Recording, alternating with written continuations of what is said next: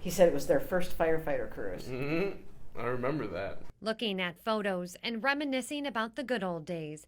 Anything the Wilsons can do to remember husband and father, Ken Wilson. He was my go-to man. He was my hero. Ken Wilson became a volunteer firefighter at just 14 years old, and it became his life passion. Basically, God made him for it. I mean, he was just good at it. Loved ones knew Ken as a fun, happy-go-lucky man, but inside he was fighting a serious battle. And in 2021, Wilson had his final call. Central Communications, Madison Fire District, retired firefighter Ken Wilson, number 164. Ken died by suicide. And I look at the pictures now and I'm like, I didn't see it.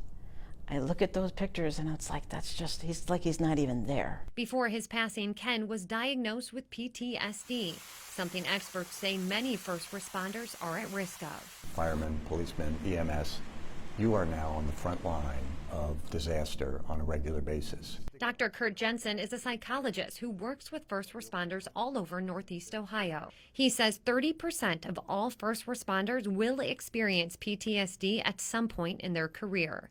At any given time, about 8% of firefighters who are working are experiencing it, and 5% of police officers are living with it. Whether you're a fireman who is pulling dead bodies out of a burning building, or a police officer who is the first on scene at an officer-involved shooting, these are triggers, if you will, that are very likely to lead to a PTSD reaction. Ken was no stranger to trauma. There was a fire that had a mother and son, and Ken was the one that pulled them out of the fire, and they did not survive. There was a little boy that drowned in Arcola Creek, and he was the one that found him. Dr. Jensen says many will see signs within themselves but don't ask for help. There's a big stigma within police and fire.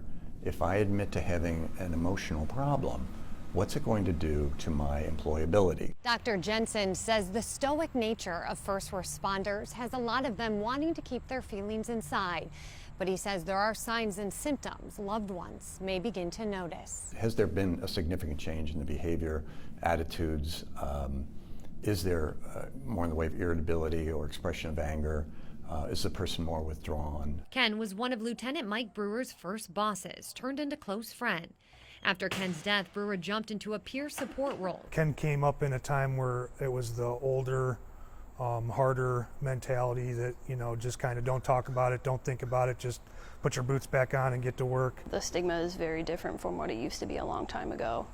And it's important that people who see the things that they do get the help that they really truly need. Sheila was in Texas recently for the unveiling of the National Memorial Monument dedicated to honoring those affected by first responder suicide. Ken's loved ones continue to hold on to the memories, but they want people to use his story as a warning. I just want people to get help.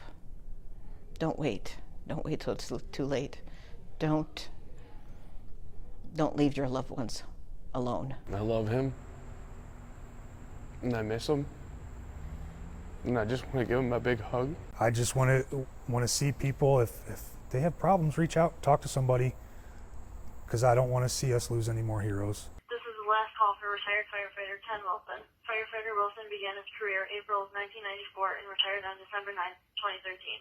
He proudly served his citizens of Madison for 19 years with compassion, dedication, and a kind heart. You fought a good fight, and now it is time to rest. In Madison, Jessica Dill, Fox 8 News.